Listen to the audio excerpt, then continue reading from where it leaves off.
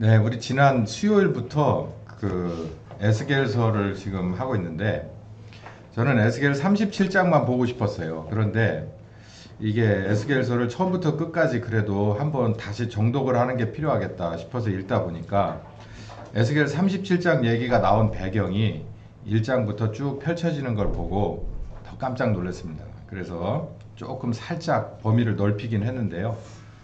이제 우리에게 큰 도움이 될 거라고 생각합니다. 그래서 지난 시간에는 에스겔이라고 하는 성경책은 어떻게 쓰여졌나, 누구에 의해서 언제 어떻게 쓰여졌나 이런 얘기를 수요일 날 주로 했으니까 혹시 따라잡으시기를 원하시는 분은 그냥 무삭제 오리지널 버전으로 우리 교회 홈페이지 이 유튜브 채널에 올라와 있는데요. 거기 수요일 거 지난 수요일 걸 보시면은 나와 있습니다. 이제 그걸 보고 따라오시고 오늘은 이제 오늘 거를 이제 갈 텐데요. 예루살렘이 잘못된 그러니까 죄악을 범했다는 거예요. 하나님 입장에서 예루살렘이 이렇게 잘못된 거야. 그래서 예루살렘은 성전이 있는 곳입니다. 성전은 뭐냐면 보이지 않는 하나님. 그런데 아브라함과 언약했고 그리고 그 언약 자체가 새로운 땅을 너희에게 가나안의 새 땅을 주겠다라고 하는 약속의 땅에 관한 언약을 세대가 지나면서도 잊어버리지 않고 모세를 통해서 출애굽을 시키고 40년간 동행하고 가나안 정복 작전을 하고 그렇게 이제 새로운 약속의 땅에 들어와서 이제 하나님이 정말 원하시는 성전을 잘 멋지게 잘 지어놓고 한 이런 역사가 있는 그 예루살렘입니다. 성전이 있는 그 성이에요. 우리로 보면은 이 뭐라 그럴까요? 서울에 우리 광화문 있잖아요. 광화문이 왕이 있는 궁이잖아요. 그것처럼 이 이스라엘 사람들에게 가장 중요한 건 성전인데 그 성전이 있는 바로 거기가 예루살렘입니다. 예루살렘이 하나님 앞에 잘못된 짓을 했어요. 죄악을 저질렀는데 사실은 이 죄악에 관한 징벌을 내리겠다라고 하는 게 에스겔서의 3분의 1입니다. 그러니까 잘못했으니까 매를 맞아야 되는 거예요. 우리는 이렇게 생각을 해요. 잘못했는데 좀 봐주면 안 되느냐, 우리는. 그냥 그게 우리가 원하는 바입니다. 그런데 잘못한 건, 하나님 앞에서 잘못한 건 잘못한 것대로 매를 맞는 거예요. 그리고 나서 다시 한번 기회를 주는 겁니다. 근데 이게 어떻게 하다 보니까 이게 복음이라고 하는 문턱이 낮아지고 낮아져서 문턱 자체가 없어지다 보니까 아무나 교회 들어오셔. 그러고서 당신의 죄인입니다라고 하는 얘기는 한 1% 정도 할까 말까 해요. 그리고 나서 99% 이상은 뭔 얘기냐면 하나님의 아들이 당신의 죄를 위해서 십자가에 죽었으니 믿기만 하쇼 이렇게 얘기를 해요. 그러면 우리 입장에서 너무 쉬운 거야. 이게 너무 쉬워가지고 내가 믿는다고 해줄까 말까 이 정도로 불싸가지 자세를 만들어 놓는 게 요즘 세대입니다. 근데 성경 말씀에 은혜로 우리가 구원을 은혜로 예수님의 십자가 은혜로 그리고 우리가 믿음으로 구원받는 건 맞는데 하나님은 그렇게 허술한 분이 아니에요. 여기서 제가 조금 설교의 모드에 이 말씀을 먼저 드릴게요. 우리 대부분 자녀를 길러봤습니다. 자녀를 길러봤는데 잘못했어요. 얘가 습관성으로 잘못을 해. 그래서 언젠가 회초리를 갖다 놓고 너 삼진 아웃이야. 그래서 회초리 갖다 놓고서 이제 회초리로 이제 때려주려고 합니다. 그럼 애가 발발 떨죠. 때리려면 때려보시던가 하는 애도 있어요. 그런 애는 맞습니다. 그런데 둘 다 공통점이 뭐냐면 매를 들어 맞든지 안 맞든지 나중에는 싹싹 빕니다. 손이 발이 되게 빌어요. 거기까지 안 때리면 때리는 게 아니니까. 발이 되게 싹싹 빌게 때려놓고 뭐라 그럽니까? 너 다시는 그러면 이보다 더 맞는다. 그러고 다시 한번 기회를 주죠. 그리고 나서 그 다음번에 다시 한번 잘못을 했어요. 그럼 어떻게 해야 돼? 약속대로 2배를 더 때려줘야 되는데 이게 이제 마음이 약해요. 부모도. 그래서 뭘 어떻게 합니까? 지난번에 한번 맞았는데 너 왜 그랬어? 이래 해서 내가 못했어요. 다시 한번 기회 주시면 할게요. 그러면 대부분이 넘어갑니다. 그거 좋은 거 아니잖아요. 그러니까 그냥 매를 내려놓고 다시 한번 기회를 줄게. 고쳐져요? 안 고쳐집니다. 제가 이렇게 한번 반문을 해보고 싶어요. 하나님 나라 갔는데 계속해서 거기서도 용서를 구해야 됩니까? 하나님 나라는 100년 살고 마는 데가 아니에요. 영원히 사는 데입니다. 영원히 사는 데인데 거기 가서도 맨날 하는 짓이 그냥 다람쥐 쳇바퀴 돌듯이 똑같아. 잘못했어요. 뉘우치고 가서 용서해 주세요. 그러면 용서해 주고 기계처럼 용서를 해줘. 그런 다음에 다시 한번 기회를 줄 테니까 똑바로 살아라. 그리고서 작심삼일하고 또 그래요. 우리가 신앙생활을 그렇게 해왔습니다. 40년, 50년, 심지어 60년, 70년 하다 죽어요. 그러면 하나님 나라 가서도 똑같이 다람쥐 쳇바퀴 돕니까? 하나님이 그걸 용납하실까요? 그러면 하나님 나라 문턱에 가면 내가 소위 말해서 성화가 됩니까? 완전하게 부족한 2%가 싹 바뀌어요? 내가 절대 넘지 못하는 그 선이, 나를 이기지 못하는 그 선이 하나님 나라, 죽고 하나님 나라 목전에 딱 가니까 싹 없어져요? 그러면 죄가 필요 없어요. 그냥 한번 얘기하고 그냥 탁 풀어놔 버리면 됩니다. 근데 여러분 그렇지 않아요. 여기서 해결하지 않으면 저기 가서는 기회가 없습니다. 그래서 여기가 중요한 거예요. 여기서 반드시 고칠 거 고치고 바뀌어지지 않으면 바뀌어지지 않은 2%채로 하나님 나라 가면 여지없이 양과 염소를 구분해낸다고 그랬어요. 그 점을 우리가 명심해서 우리는 항상 100m 달리기를 뛰는 심정으로 살아가야 됩니다. 그 정도의 열심으로 내게 주신 오늘의 과업을 잘 수행하고 내가 얼마만큼 복음으로 바뀌고 그리고 성령님과 함께해서 그만한 효과가 있는지를 늘 검색해보고 반성해보는 우리가 되시길 예수님의 이름으로 축원합니다. 이스라엘이 잘못했어요. 한두 번이 아니에요. 제가 이따 말씀드리겠지만 몇백 년에 걸쳐서, 아니 아브라함을 제외하고, 아브라함도 마찬가지였지만 아브라함 시대부터 바로 이 망하는 시점에 이르기까지 이스라엘은 진짜 하나님이 보실 때 정말 손가락에 꼽을 만한 사람들 빼고, 이 사람들도 원래 그렇지 않은 사람들을 고쳐서 만들어서 썼어요. 그러니 이스라엘이 하나님 앞에 뭔가 해드린 건 하나도 없습니다. 근데 정말 역사와 전통이 있는 불신의 세력으로서 하나님의 마음을, 그리고 하나님의 위신을 어마어마하게 아프고 떨어뜨린 바로 그 장본인들에게 하나님이 이제 그 값을 치를 때가 됐다라고 얘기를 하는 거예요. 에스겔을 통해서. 그러니까 쓰리고 아파도 우린 이걸 한번 들어봐야 됩니다. 7장에 이스라엘의 심판과 종말이 있을 것이다 라고 예언했어요. 이스라엘은, 그러니까 쉽게 말해서 이스라엘은 망할 것이다. 그러니까 정확히 말하면 남유다죠. 이스라엘이 우리처럼 둘로 갈라졌는데 이 에스겔이 있던 데는 남유다예요. 그러니까 유다가, 예루살렘 성전이 있는 유다가 망할 거다라고 얘기를 했어요. 여러분, 제가 이 혼란의 대한민국을 망할 겁니다라고 예언을 하면 여기서 가장 슬퍼하실 분이 한 분 계세요. 뭐 다른 분들은 그냥 끄덕끄덕 하겠지만 우리 목사님 맨날 하는 소리가, 그러니까 한 분은 정말 힘들어하실 분이 한 분 있는데, 망할 거다라고 얘기를 하는 것보다 이 자체가 망한 겁니다. 이보다 더 내려갈 데가 어디 있어요? 이 자체가. 지금 우리나라가 스스로 서 있는 게 뭐가 있습니까? 국방이 서 있어요? 국방이 우리 스스로가 우리를 지킵니까? 주한미군이 지킵니다.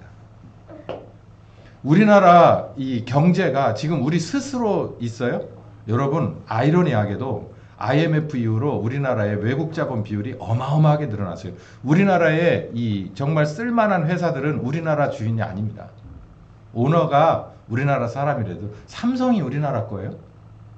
그 지배 구조를 들어가서 보면 그 회장이, 이 회장이 할 수 있는 일이 없어요. 그 밑에 있는 사람들, 대주주들이 다 알아서 주물락주물락 하잖아요. 그 사람들이 아직 빨아먹을 게 있으니까 놔두는 거예요. 그러니까 우리들 자력으로 서 있지를 못해요. 다리도 상했고 손도 상했고 정말 안 상한 데가 없기 때문에 우리 자력으로가 안 돼. 누군가가 부축을 해서 세워놓은 꼴이라고 이게. 그러니까 그냥 문학적으로 보면 이스라엘의 종말이에요. 저 대한민국의 종말이라고. 근데 이걸 듣는 사람은 기분 나쁜 거예요. 근데 원래 진실은 기분 나쁜 법입니다. 진실이 기분 좋은 사람이 어디 있어요? 특히 내가 뭔가 문제가 있는 것을 지적해주면 기분 나쁩니다. 의사가 혹시 내 병명을 드러내도 여러분 그렇게 썩 반갑지 않아요.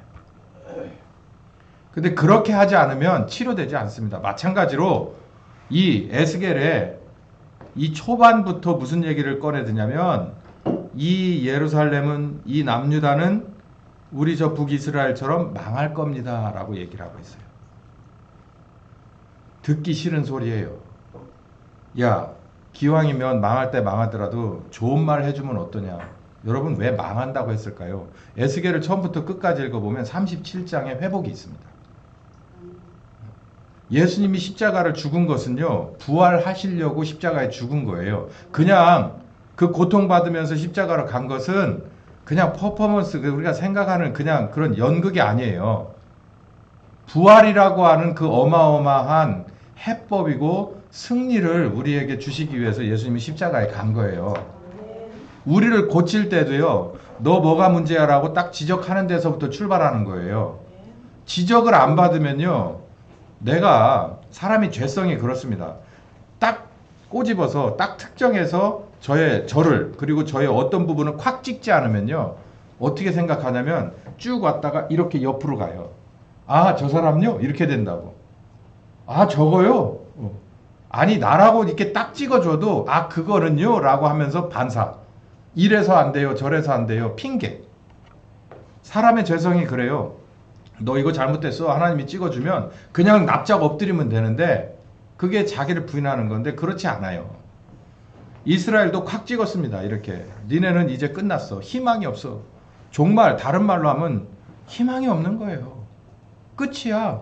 이대로 오늘 살든 내일 살든 모레든 아무 의미가 없어. 그거 끝난 거예요. 뇌사 상태 빠져버린 거예요. 이스라엘이 끝났다고 예언을 했어요. 인자야, 주 여호와 내가 이스라엘 땅에 대해서 말한다. 끝났도다. 이 땅의 사방의 일이 끝났도다. 이건 제가 이제 광고를 드렸죠. 이 에스겔을 한번 쭉 읽어보시라고. 이건 무슨 얘기를 하냐면 니네 하는 짓으로 인해서 이스라엘은 끝났다는 거예요. 그러니까 니네가 경영하던, 니네가 운영하던, 니네가 관리하던 이스라엘은 끝났다는 거예요. 근데 여러분, 미리 제가 희망을 드리는데 니네가 끝났지만 누구는 아직 남아있는 거예요? 하나님은 남아있는 거예요. 이스라엘은 하나님의 거잖아요. 얘기가 그렇게 되는 거예요. 하나님과 누가 만난 거냐면 아브라함이 만나서 세워진 것이, 그 언약으로 세워진 것이 이스라엘인데 동업이에요. 쉽게 말하면 동업인데 누구 하나는 이제는 두 손 드는 거예요. 아브라함 족속은 두 손 드는 거예요. 야, 이제 니네가 할 수 있는 건 없어. 그 얘기예요. 그러면 이제 누가 남은 거예요? 진짜 약속의 주인이신 하나님이 남은 거잖아요. 우리나라도 마찬가지예요. 우리나라도 둘이 같이 동업을 한 거예요. 하나님이 계시고 그리고 우리가 있어요. 근데 우리가 할 수 있는 게 없어요, 이제. 그러면 이제 하나님이 할 수 있는 게 남았는데 하나님이 이거를 그냥 평범하게, 야, 니네 여기까지 얼마나 수고했어. 그냥 어쨌든 뒤로 물러나 있어라. 내가 알아서 이렇게 하는 걸 좀 봐봐. 이렇게 안 하세요. 왜 그러냐면 이것도 감사한 게 뭐냐면 그렇게 용서해주고 그렇게 한번 봐주고 이쁜 놈 떡 하나 더 주면 그거 충치 생겨서 그 놈이 자식 이쁜 놈이니까 초콜릿 먹으라고 하고 기름기 있는 음식 먹으라고 하고 하는 거지. 내 자식이 막 초콜릿 입에다 달고 살면 어떻게 하겠어요? 너 이렇게 얘기하지 않겠어요? 맨날 튀긴 음식만 먹겠다고 하면 너 이렇게 하지 않겠어요? 이스라엘도 사랑하니까 너 이렇게 하는 거잖아요. 살리려고 하는 거예요. 이스라엘의 회복뿐만 아니라 회복된 이스라엘의 진정 업그레이드된 하나님의 자녀로 살게 하기 위해서 너 이렇게 하는 거라고. 끝났다고 얘기하는 거예요. 가슴 아픈 얘기예요. 하나님 때문에 다시 살아나게 되는 것을 여기서는 모릅니다. 끝났도다, 끝났도다, 끝났도다. 도대체 3번이요. 이스라엘에는 이게 있어요. 3자하고 7자가 의미가 있습니다. 3번 하면 이거는 약속으로서고요. 7번이면 맹세입니다. 맹세. 완벽한 거예요. 이거 보세요. 끝났도다, 끝났도다, 끝났도다. 3번 얘기하잖아요. 이거 완전히 끝난 거야. 이 얘기예요. 계속 그 얘기를 해요. 그러면서 이 지적을 하나 살짝 합니다. 읽어봅시다. 시작. 그들이 은금을 쓰레기처럼 거리에 던질 것이다. 이것은 나 여호와가 진노를 쏟을 때에 그 은과 금이 그들을 구원하지 못하며 그들을 만족시키거나 그들을 굶주린 배를 채우지 못하고 오히려 죄짓게 하는 장애물이 될 것이기 때문이다. 보석 때문에 교만한 마음을 품었고 우상을 만들었으므로 니네는 끝났다 라고 얘기를 하는 거예요. 저는 이렇게 말하고 싶어요. 이 대한민국의 코어는 교회입니다. 애초에 시작될 때 그랬어요. 그러니까 이 교회가 왕성하면 나라도 왕성해질 수밖에 없고 교회가 시들시들 하잖아요. 그러면 나라도 시들어질 수밖에 없어요. 지금 이 얘기는 무슨 얘기냐면 바로 이 대한민국의 교회가 요거 잘 봐야 됩니다. 은금을 싫어하는 사람이 어디 있어요? 뭐 저도 그렇게 싫어하는 편은 아닙니다. 뭐 그거 먹을 것도 아닌데 솔직히 차고 다녀봐야 뭐하고 걸고 다니면 뭐하겠습니까만은 근데 그냥 준다는데 싫어하진 않아요. 근데 은금을 쓰레기처럼 버린다. 예전에는 생명처럼 여겼는데 쓰레기처럼 버린다. 이유가 뭐냐면 하나님이 뭔가 진노를 일으킬 때 그 은금이 아무런 생명력이 없다. 효험이 없다는 것을 그때 가야 니들이 알게 될 것이다 라는 거예요. 대한민국의 교회가 은금 엄청 좋아합니다. 대한민국의 교회가. 대한민국의 교회가 규모를 엄청나게 좋아합니다. 숫자를 사랑해요. 대한민국의 교회가 명성 떨치는 것을 좋아합니다. 하나님이 흔드실 때 그게 아무런 해법이 안 된다는 것을 보게 될 것이다. 보석 때문에 마음은 교만해졌고 우상을 만들어서 하나님 이외에 다른 해법을 찾고 있기 때문이다 라는 거예요. 보세요. 아브라함과 약속해서 얼마나 아브라함을 사랑했으면 아브라함과 맹세해가지고 이스라엘을 세워줬더니 내가 너희들 때문이 아니라 니네 할아버지 조상인 아브라함 봐서 내가 참아준다. 그렇게 해놓고 하는 짓이 얼마나 그래서 싹 쓸어버리고 다시 지으면 되는데 이걸 고치겠다고 어마어마한 대수선 작업에 들어간 거예요 지금. 그래서 이스라엘 정말 말끝마다 순간마다 하나님에 대해서 맨날 불신하고 불평불만하는 이들을 이렇게 지적을 해가면서 다시 시작하는 겁니다. 니들은 보석을 사랑했어. 나보다 더 사랑했어. 율법보다 더 사랑했어. 우상을 나보다 더 사랑했어. 왜냐하면 율법을 지키면서 사는 것은 우리들이 먹은 이 빵처럼 아무런 맛이 없어요. 하나님 섬기면서 사는 게 인간적으로 아무런 맛이 없기 때문이다라는 거예요. 그렇기 때문에 우상을 섬기는 거예요. 이따가도 우상 얘기 몇 주간 계속 나올 건데 아주 적나라합니다. 우리하고 똑같아요. 지금 사는 우리하고 다를 게 하나도 없어요. 그러니까 이 말씀 우리에게 주신 거예요. 24절 한번 읽어봅시다. 시작. 내가 가장 악한 민족으로 그들의 집을 소유하게 하고 강력한 자의 교만함을 꺾어버릴 것이며 그들의 성소가 더럽힘을 당할 것이다. 이게 무슨 얘기냐면요. 하나님의 진노는 어떻게 하느냐면 니들이 제일 미워하고 제일 싫어하는 회초리를 들어서 때릴 것이라는 거예요. 그러니까 하나님의 진노는 무섭습니다. 왜 그러냐면 그냥 적당히 30cm 자로 때리는 게 아니에요. 내가 저걸로만 회초리 맞았다간 죽을 것 같아 라고 하는 그걸로 때려요. 이거 못 알아들으시겠어요? 우리가 제일 싫어하는 그런 류의 정치인, 우리가 제일 싫어하는 그런 류의 정치 체제, 그런 나라, 그런 방법으로 맞는다는 얘기예요. 그럼 어떻겠어요? 수치스럽죠. 이게 매가 한 대가 아니고 한 대를 맞으면 그냥 한 대 충격이 아니라 10배, 100배 오는 거예요.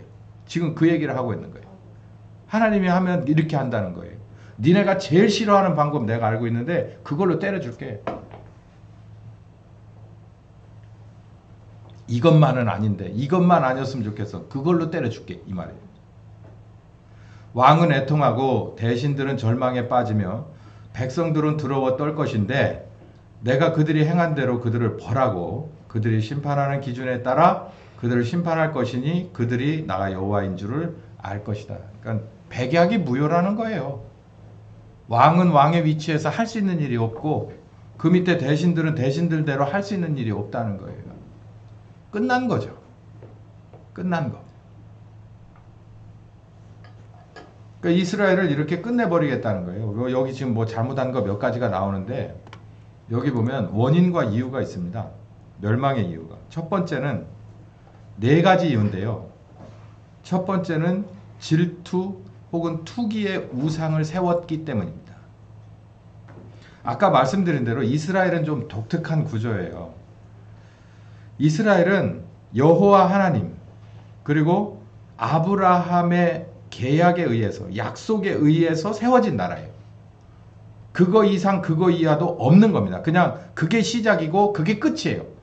그러니까 누구의 나라냐면 여호와 하나님의 나라입니다. 그리고 여호와 하나님의 그 당시 구약 시대에는 백성, 지금 신약으로 말하면 믿음으로 말미암아 거듭난 주의 자녀들의 나라라고 보면 되는 거예요. 근데 이 사람들이 아니 그 나라를 세운 게 야훼 하나님인데 여호와 하나님인데 그 여호와 하나님을 높이는 성전에 그 예루살렘 그 수도 안에 가장 중요한 부분에 그러니까 뭐라 그럴까요? 옛날 같으면 도와 시 경계에 국도가 1차선 양쪽 1차선일 때 제 기억이 나는 게 저기 세천에서 옥천을 넘어가는데 보면은 해태상이 양쪽에 있었어요. 해태상 지금은 없어졌대. 해태상 그런 게 꽤 많이 있었습니다. 그 도와 도 경계 사이 시와 도 경계 사이에 있었어요. 그 해태가 뭘 지켜주는 거예요? 수문장이에요. 수문장. 이정표는 아니더라도 수문장과 경계입니다. 그 화엄사나 이런 데를 가보시면 들어갈 때 조만한 이렇게 누각 하나를 이렇게 출입문을 들어가게 되죠. 들어갈 때 양쪽으로 보면 뭐가 있어요? 양쪽에 막 험상궂은 뭐 이렇게 뭐라고 부르는 두 장군이 있잖아요. 그 뭡니까? 악귀가 들어오는 것을 거기서 필터하는 거예요. 막아주는 거거든요. 걸러주는 거예요. 그래서 사람들이 거기 있는 거 뭐 떨어뜨리고 뭐 이렇게 들어가고 못 들어가게 하고 하는 막 그런 얘기를 들었는데 이 예루살렘도 마찬가지예요. 하나님의 도성인데 하나님의 성전이 있는 도성인데 가장 중요한 데다 뭘 세워놨냐면 하나님이 제일 싫어하는 우상을 떡하니 세우는 거예요. 이게 말이 돼요. 이게 하나님이 세운 나라인데 그래서 처음부터 끝까지 기본부터 모든 이 마감제까지 모두 하나님이 다 알려준 대로 세워진 나라인데 뭐야? 그 앞에 여호와 하나님을 안 세워놓고 이상한 거 하나를 떡 세웠는데 그게 하나님이 제일 싫어하는 걸 거기다 세워놨네? 이게 여러분 가만히 생각을 해보세요. 이게 있을 수 있는 일입니까? 근데 제가 조금 핵심을 말씀드릴게요. 이스라엘 사람들이 이 우상을 세우는 이유가 있습니다. 두 가지 이유인데요. 하나님은 보이질 않아요. 근데 우상은 어떻게 해요? 보여요. 그러니까 보이지 않고 보이는 차이가 있는데 여러분 어떤 게 더 확실합니까? 보이는 게 확실하잖아요. 그러니까 보이는 걸 갖다 세워놓는 거예요. 믿음은 보이지 않는 것을 믿는 겁니다. 보이는 걸 믿어요? 보이는 걸? 제가 1m 30임, 1m 63입니다. 키가. 그러면 보이잖아요. 그러니까 안 믿을 사람이 어디 있어요? 근데 제가 요 사진만 나오는 유튜브를 보고 여러분 모르셨죠? 제가 1m 83입니다. 그러면은 그런가 보다 하는 거예요. 여기만 나오니까. 에? 안 보이니까. 이게 보이는 것과 안 보이는 것이 우리들에게 있어서는 굉장히 중요한 기준이에요. 근데 믿음이라고 하는 것이 들어가게 되면 이게 완벽하게 내게는 사실로 다가옵니다. 그래서 믿음이 중요한 건데 믿음의 조상은 누구예요? 아브라함이잖아요. 아브라함은 자신의 연약함을 무엇으로 극복했냐면 믿음으로 극복했어요. 믿음으로 극복해서 보이지 않는 하나님을 보는 하나님보다도 더 확실하게 섬겼거든요. 그래서 믿음이 중요한 건데 이들에게는 뭐가 없는 거예요? 믿음이 없이 불신만 있는 거예요. 그래서 뭘 세워라는 얘기예요. 보이는 것 좀 갖다 세워. 이렇게 예루살렘 같은 데 이렇게 들어가는 좋은 저런 그 성벽 문에다가 좋은 거 하나 딱 세워놓으면 얼마나 좋겠어. 이렇게 생각을 하는 거예요.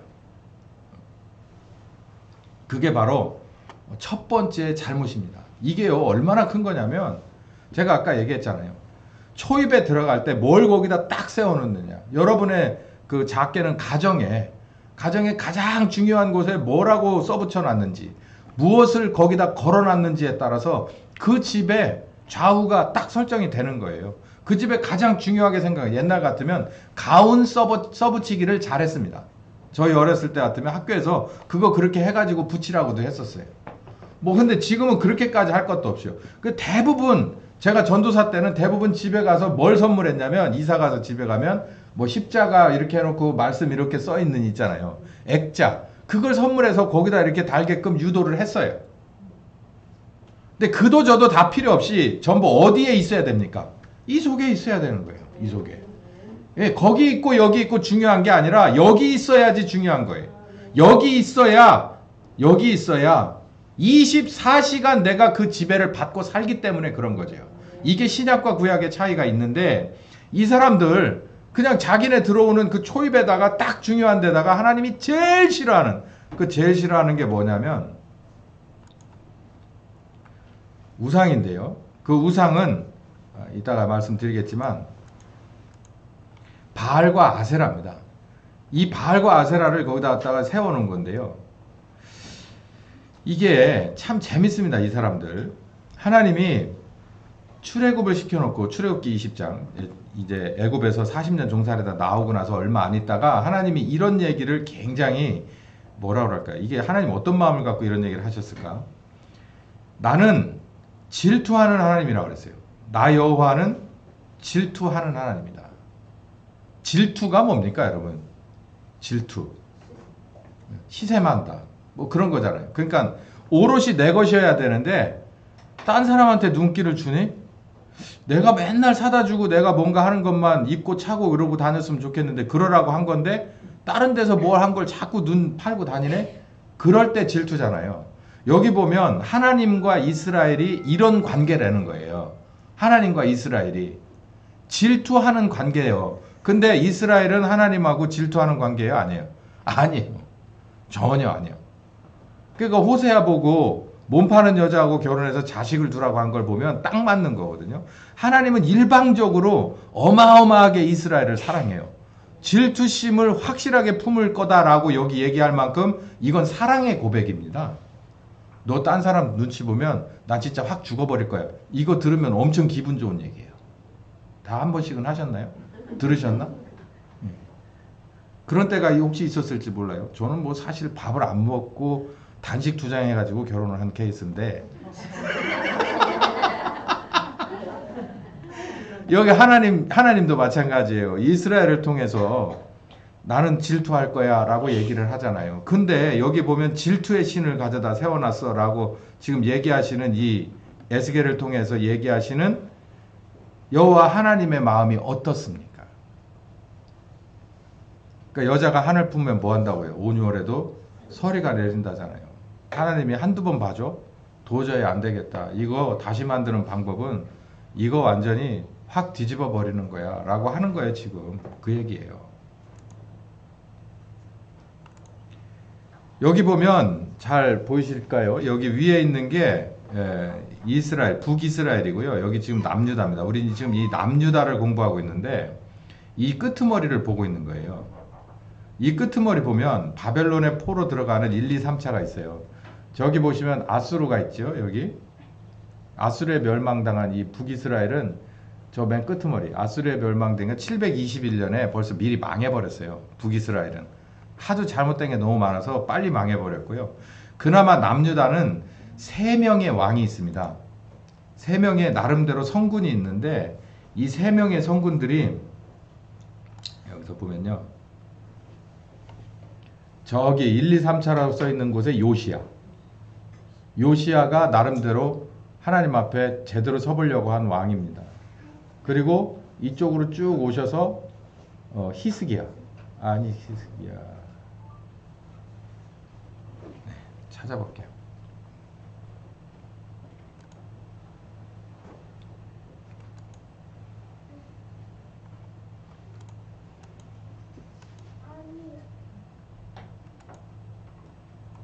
한 사람이 오락가락하네. 요시야, 그 다음에 저 여호사밧 둘은 성군입니다. 그리고 히스기야. 어쨌든 제가 여기 메모를 해놨으니까 이따 알려드릴게요.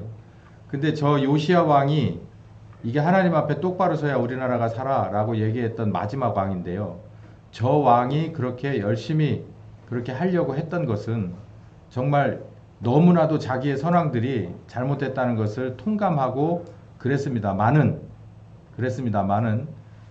더 이상 시간이 없어서 1차, 2차, 3차에 걸쳐서 바벨론에게 포로로 잡히고 3차에는 망해버려요.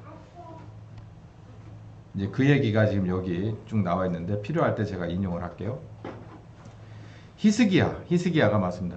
히스기야가 성전을 개혁했어요. 여기 히스기야 보이시죠? 이 히스기야가 성전을 개혁했어요. 우리 이렇게 살면 안 돼. 우리가 율법으로 돌아가야 돼. 그리고 바알과 아세라 등 우상을 철거했습니다. 이 바알과 아세라는요, 이스라엘의 역사, 이 죄의 역사 가운데서 절대 뺄 수 없어요. 그리고 성전을 다시 열고 예배를 회복시켰어요. 오죽했으면 이렇게까지 했겠습니까? 영적 각성 운동을 통해서 정말 이스라엘의 새로운 미래를 꿈을 꾼 게 히스기야 왕인데, 여기 저 히스기야 왕 밑에 므낫세가 나오죠. 그러니까 이게 이 다음 왕입니다. 저 므낫세가 아버지가 하던 일을 다 원위치로 돌려놨어요. 그보다도 더 나쁜 짓을 더 했어요. 바알과 아세라상을 다시 꺼내서 성전에다 다시 세웁니다. 요걸 말하는 거예요. 요게 질투의 신입니다. 그러니까 히스기야 때 없애버려서 하나님이 정말 마음에 뭔가가 있었는데, 설렘이 있었는데, 다시 그 아들놈이 내려와 가지고 다시 바알과 아세라를 떡하니 초입에다가 세운 거예요. 바알과 아세라는 가나안의 토속신입니다. 이제 여러분 한번 머릿속에 떠올려 보세요.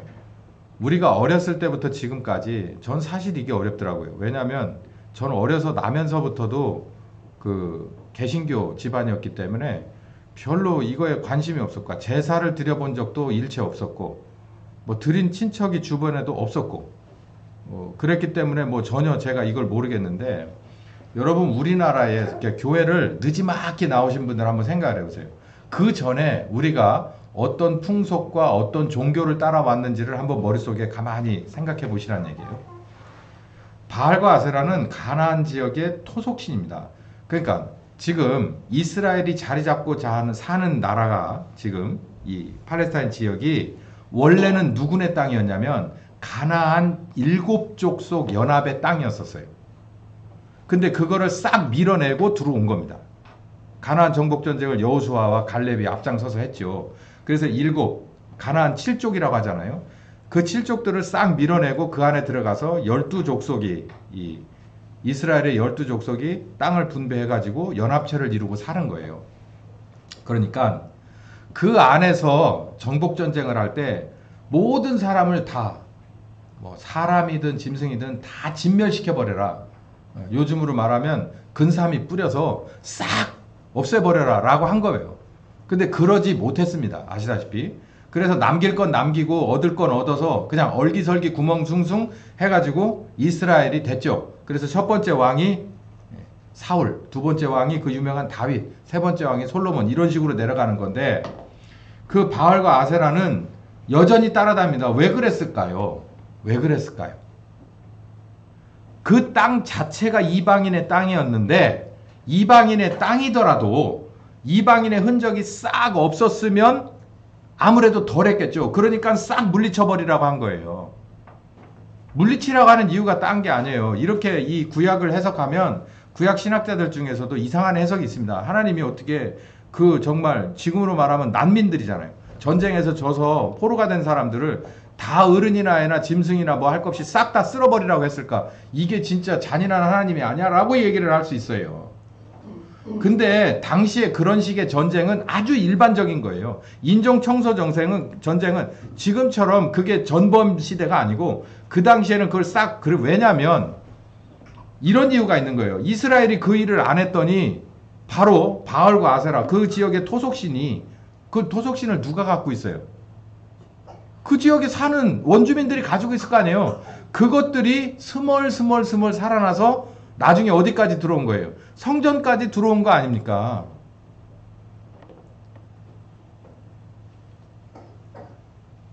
바알이 있고 아세라가 있는데 제가 한번 생각해봤어요. 이게 적절한 이 비교가 될까? 바알이 아마 우리들의 옥황상제쯤 되지 않을까?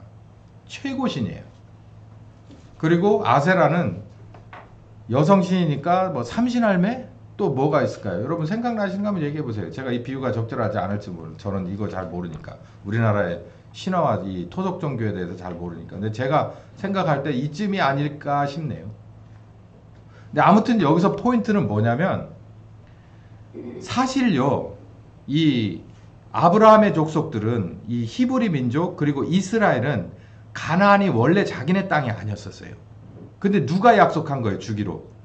하나님이 약속을 하고 전쟁을 통해서 들어간 거예요. 그런데 역시 하나님은 완벽했지만 이스라엘은 잘못했어요. 그러니까 완벽하게 싹 쓸어버려서 진멸시키고 아무것도 없는 상태에서 누가 왕이 되고 싶은 거예요? 하나님이 세운 나라, 하나님이 왕이 되고 싶은 거예요. 근데 그 안에서 사람도 살려놨고 불쌍한 애들이라고 살려놨고 짐승이라고 살려놨고 하다 보니까 그 사람들이 모시던 신을 계속해서 처음에는 눈에 보일 듯 말 듯 하던 것이 나중에 가서는 야 이거 괜찮네. 아까 말씀드렸죠. 율법을 따라가는 건 메마른 길이고 메마른 음식이고 맛없는 음식이고 힘든 길이라고 얘기했잖아요. 그러니까 뭐는 달콤하고 막 자극적이에요. 집에서 엄마가 해주는 맛있는 밥은 별로 애들이 밥맛이야 그래요. 근데 밖에 나가가지고 막 그 어디 문구점 앞에 뭐나 뭐 이런 걸 사 먹으면 애들이 환장합니다. 삼시세끼 1년 365일 사 먹으래도 사 먹을 것 같아요. 그런 식이에요 지금. 여호와 하나님을 섬기는 것은 너무나도 힘들고 어렵고 메마르다 생각해요. 그런데 다른 토속신 가서 이렇게 보니까 자기네들이 종 삼아가지고 밑에서 일하는 사람들이 뭐 명절 때라고 뭘 하는데 이렇게 보니까 재밌어. 쟤네들 하는 거 보니까 막 흥미로운 거야. 정말 내 신경을 자극하고 시각을 자극할 만큼 뭔가 혹하는 거래. 맞다. 저거 맞는 거 같은데? 막 이런 거가 있는 거예요. 그러니까 이게 스멀 들어오게 되는 거예요. 요 얘기는 이제 이따 점심하고 오늘 제가 중요한 얘기를 하나 해볼게요. 여러분 이 대한민국이 5천년 역사를 얘기합니다. 5천년 역사를 얘기하기 때문에 이 대한민국이라고 하는 땅이 있는 이 한반도를 스쳐간 종교가 한두 개가 아니에요. 우리 그냥 생각할 때 고려는 불교입니다.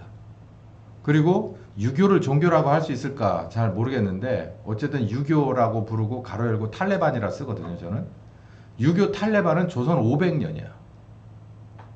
그래서 우리들 이 심성과 우리들의 습관 속에는 언어 속에는 뭐가 들어있냐면 불교가 한 50% 들어있고요. 유교가 한 35%쯤 들어있습니다. 누구 안에? 교회 다니는 사람 안에.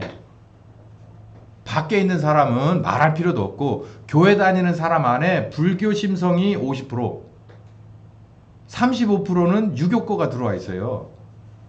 그리고 나머지 15%가 15%도 안 돼. 한 5% 정도가 교회예요. 복음이야. 이게 우리나라 교회를 이 지경으로 만든 원흉입니다. 교회라고 하는 말의 뜻은 뭐냐면 예수를 그리스도로 영접한 개인이 자기가 살던 세상에서 뛰쳐나온 사람들의 모임이 교회입니다.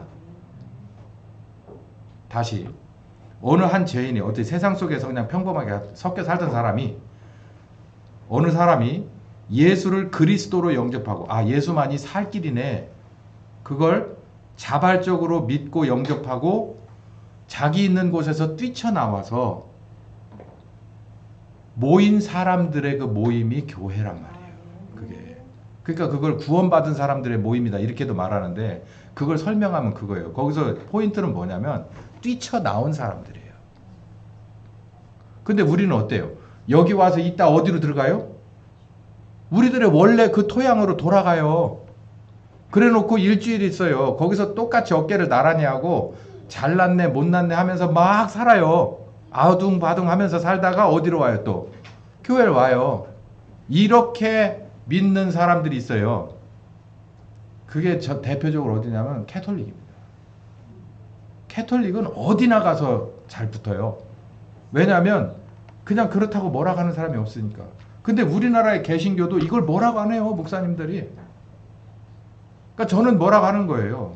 여러분, 세상에서 나왔어요? 저 사람들하고 가치관이 달라졌어요? 저 사람들하고 세상을 보는 눈이 달라졌어요? 세계관이 달라졌어요? 저 사람들하고 종말에 관한 종말론이 달라졌어요? 라고 물어봐요. 세상 사람들은 우리와 완벽하게 달라요. 근데 우리가 여기서 살다 저 안에 들어가서 그 사람들하고 섞여버려요. 완벽하게. 그래서 다시 일로 나왔다 들어갔다 나왔다 들어갔다. 더러운 물에 들어갔다 깨끗한 데 와서 씻고 또 들어갔다. 그리고 베드로가 뭐라 그러죠? 개가 토했던 것을 다시 처먹고 돼지 새끼가 씻겨놨더니 다시 진흙바닥에 가서 뒹군다. 그 시대 그 나라의 속담이 딱 맞는 거예요. 그러니 이 대한민국의 교회는 이 나라의 지금 이 쇠락에 원초적인 책임이 있습니다. 왜냐하면 핵심 코어이기 때문에. 전 이렇게 봐요. 이건 제 사견이거든요.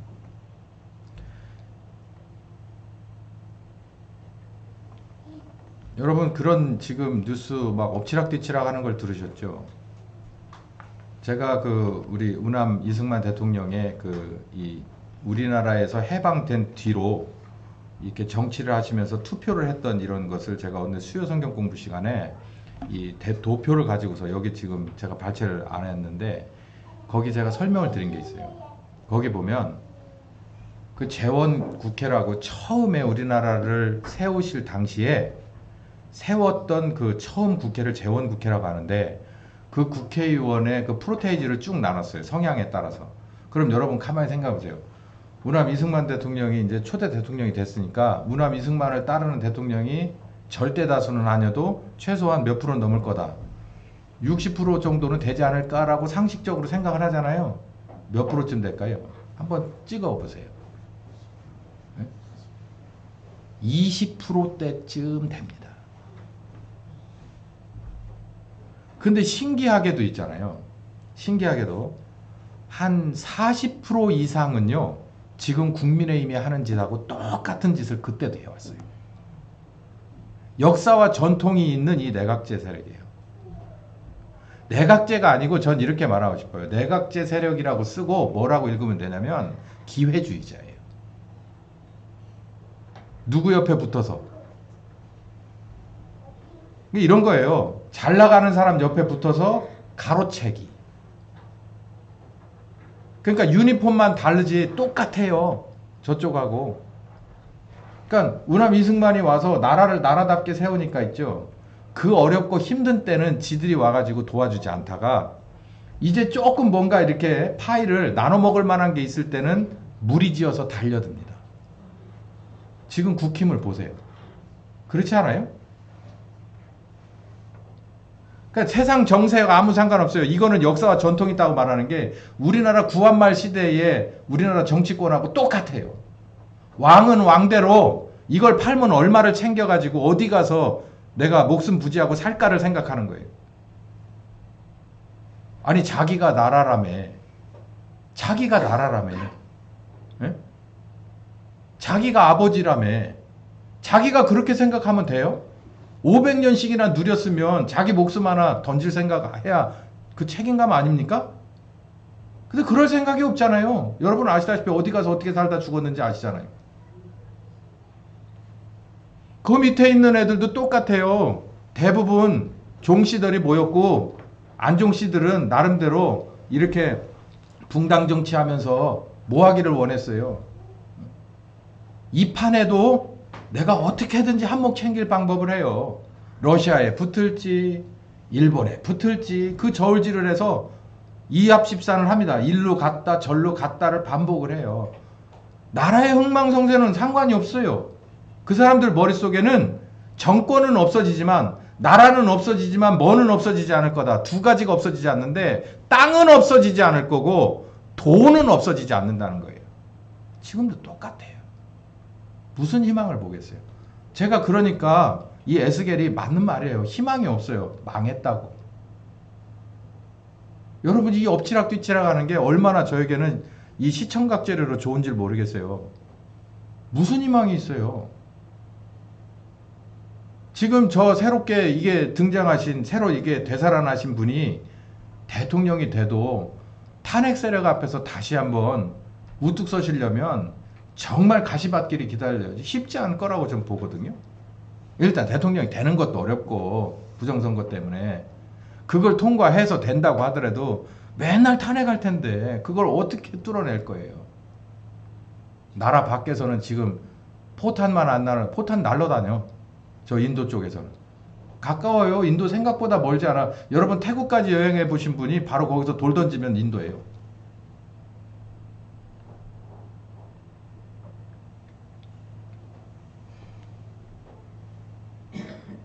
이 핵심에 뭐가 있었냐면 그런 나라의 모든 것을 끊고 다시 한번 새롭게 한 것은 바로 이 아브라함을 사랑했던 여호와 하나님과 그때나 지금이나 동일하신 그 하나님과 또 우남 이승만이 그 둘의 만남이에요. 또 그 전에 또 여러분들의 희생이 있었고 그렇기 때문에 이 나라의 이 책임은 교회에게 있습니다. 교회의 책임은 어디에서 오는 거냐면 바로 이 토속신을 그냥 용납하고 받아들인 사실상 목회자들에게 있어요. 신학자들에게 있다고. 절대 이건 못하게 했었어야 돼. 절대 끊어내버리라고 했어야 돼. 제가 어렸을 때는 그때 당시 원로 목사님들은 안 되는 건 절대 안 됐습니다. 절대 안 되는 거고 이거 반드시 해야 되는 게 분명했어요. 근데 그 뒤로 저희 세대가 문제인 거예요. 저희 386 세대가 386 세대 목회자들이 이제 전도사로 들어가면서 무슨 투쟁을 시작했냐면 신학을 토착화하기 시작했어요. 왜 그걸 굳이 무교병으로 해요? 카스테라로 해도 되잖아요. 왜 그걸 굳이 그냥 포도즙으로 해요? 그냥 포도주로 해도 되잖아요. 이게 본질입니까? 근데 이걸 가지고 싸워요. 이런 식이에요. 항상 이런 식이에요. 그러다가 뭐 했냐면 이제 우리가 정말 뜨거운 솥단지에 들어간 개구리 같은 상황이라도 입 쳐 닫고 머리 대가리 쳐 박으라고 얘기하잖아. 입을 닫으라고 얘기하잖아요. 거기까지 갔잖아요 지금.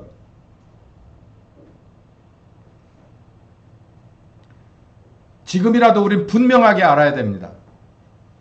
우리 모두는 개인이나 우리 교회나 모두 알아야 될 것은 바로 이 내막을 알아야 돼요. 내막을 알아야 매를 맞더라도 제대로 맞고 그 매 제대로 맞아서 내가 바뀌어져야 하나님이 주시는 희망이 새롭게 생기는 걸 믿으시기 바랍니다. 에스겔의 얘기를 에레미야의 얘기를 당시에 듣지 않았어요. 에레미야는 정말 진흙탕에서 처박혀 질식해서 죽을 만한 상황에 여러 차례 건져냄을 받았고 얻어 터지고 하여간 갇히고 하는 일을 많이 당했어도 그저 얘기했습니다. 이 나라를 하나님이 벌 준대. 이 벌 똑바로 받아야 우리가 희망이 있어 라고 얘기해. 오늘 이 에스겔도 똑같은 얘기예요. 저는 빨리 에스겔 37장에 마른 뼈들아 생기여 바람이여 불어와서 이 뼈들을 다시 한번 군대로 만들어라 라고 외치는 그곳으로 가고 싶지만 여러분 이걸 알아야 됩니다. 그 과정으로 가려면 우리가 뭐를 잘못했는지 그 지적을 받아야 되고 그 지적에 합당한 대가를 치르지 않으면 바로 37장은 없기 때문이에요. 이 점만 알고 가세요. 하나님은 죽이는 하나님입니까? 살리는 하나님이에요. 하나님 우리나라를 죽일까요? 살리는 하나님입니다. 우리 오늘 이 시간 반주자 오늘 이 시간 기도할 때 살리는 하나님 앞에 이 나라도 살려주시고 우리 교회도 살려주시고 우리 모두도 살려주시는데 특별히 우리 금종건 회장님을 위해서 같이 기도하도록 하겠습니다. 우리 회장님도 살려주셔서 하나님 살아계시다는 것을 보여주시옵소서. 하나님 살아계시다는 것을 보여주셔서 이제 그 금종건 회장님도 가장 우선순위가 뭔지, 당신의 인생의 가장 우선순위가 뭔지를 밝히 깨닫게 하여 주시고, 이 모임을 끌어가는데도 하나님이 원하는 대로 하나님의 지도자가 돼서 올바로 끌어가서 힘있는 지도자가 돼서 이 계룡시 지역에서 하나님의 살아계심을 드러낼 수 있도록 살려달라고 다 같이 주여 한번 외치고 기도하겠습니다. 주여! 살아계신 하나님, 죽은 자를 살리기 위해서 아들을 십자가에 죽이신 하나님, 이 시간에 간절히 바라고 기도합니다. 에스겔을 읽어보니 주여, 정말로 해역하기 이를 데 없는 이스라엘을 사랑하셔서 다시 살리고 싶어서 회초리를 들이대시며 너희가 무엇을 잘못했는지를 아느냐라고 들이대고 있습니다. 이 시간 주님 앞에 간절히 기도합니다. 주여 아버지, 우리들은 그 당시에 이스라엘 사람들과 같이 마음을 강팍하게 하지 않고 주여 이 회초리의 말씀을 듣습니다. 아멘으로 받아팝니다. 나의 잘못된 것을 고백하오니 주여 아버지, 우리의 기도를 들어주시옵시고 받아주시옵시고 주여 우리를 살려주시옵소서. 우리 한 사람도 살려주시고 이 교회도 살려주시고 이 나라도 살려주시옵소서. 기꺼이 매를 받겠습니다. 기꺼이 꾸중을 듣겠습니다. 주여 나를 부인하고 십자가를 지겠습니다. 주여 이 시간 우리의 기도를 들어주시옵소서. 우리의 고백을 들어주시옵소서. 이 시간 주님 앞에 기도합니다. 우리 금정원 회장님을 위하여 기도합니다. 주여 아버지, 우리에게 들려오는 소식이 좋지 않습니다. 주여 여러가지 건강 상태가 아파일로에 있습니다. 주여 불쌍히 여겨주시옵소서. 살리기로 약정하신 하나님, 우리를 살리기로 약정하신 하나님, 살리기로 약정하여 아들을 십자가에 보내시기까지 하신 하나님, 이 시간 우리의 기도를 들어주시옵소서. 살려주시옵소서. 아들의 십자가 은혜를 입혀주시옵소서. 아들의 십자가 은혜를 입혀주시옵소서. 기회를 주시옵소서. 아버지 기회를 주시옵소서. 나와서 할 일이 많습니다. 나와서 복음을 배우고 성령님의 인도하심을 받게 하시고 주여 나와서 아버지 저 모임을 이끌어가게 하시옵소서. 하나님의 사람으로 하나님의 인도하심과 지도하시는 그 온전한 지도력으로 끌어갈 수 있게 하여 주시옵소서. 기회를 주시옵소서. 살려주시옵소서. 기회를 주시옵소서. 기회를 주시옵소서. 우리의 기도에 늘 응답하시는 하나님, 우리의 이번 기도도 또 들으실 줄 믿습니다.